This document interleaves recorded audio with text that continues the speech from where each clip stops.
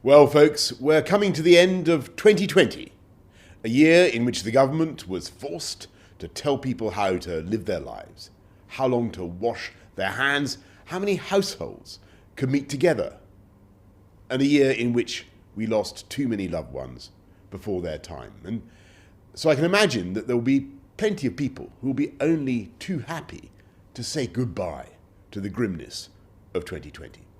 But just before we do, I want to remind you that this was also the year when we rediscovered a spirit of togetherness, of community. It was a year in which we banged saucepans to celebrate the courage and self-sacrifice of our NHS staff and care home workers. A year in which working people pulled the stops out to keep the country moving in the biggest crisis we've faced for generations.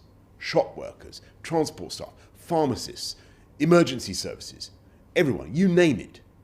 We saw a renewed spirit of volunteering. People delivered food to the elderly and the vulnerable. And time after time, as it became necessary to fight new waves of the virus, we saw people unite in their determination, our determination, to protect the NHS and to save lives. Putting their lives, your lives, on hold, buying precious time for medicine to provide the answers. And it has. In 2020, we've seen British scientists not only produce the world's first effective treatment of the disease, but just in the last few days, a beacon of hope has been lit in the laboratories of Oxford. A new room temperature vaccine that can be produced cheaply and at scale, and that offers literally a new lease of life to people in this country and around the world. And with every jab that goes into the arm of every elderly or vulnerable person, we're changing the odds in favour of humanity and against COVID. And we know that we have a hard struggle ahead of us for weeks and months because we face a new variant of the disease that requires a new vigilance. But as the sun rises tomorrow on 2021, we have the certainty of those vaccines pioneered in a UK that is also free to do things differently and, if necessary, better than our friends in the EU.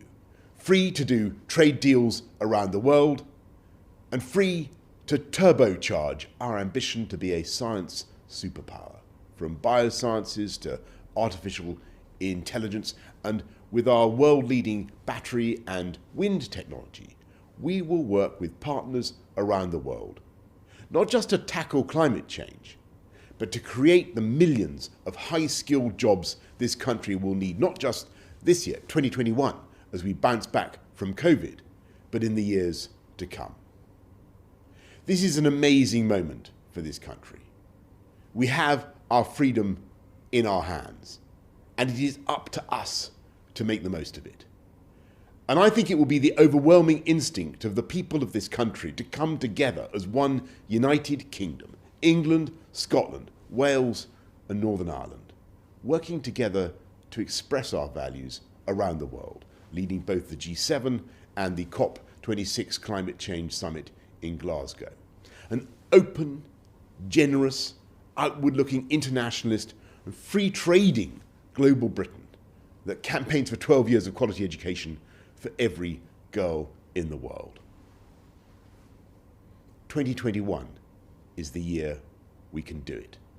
And I believe 2021 is above all the year when we will eventually do those everyday things that now seem lost in the past, bathed in a rosy glow of nostalgia.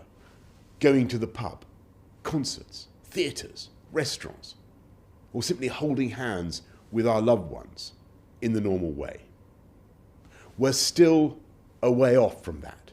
There are tough weeks and months ahead, but we can see that illuminated sign that marks the end of the journey.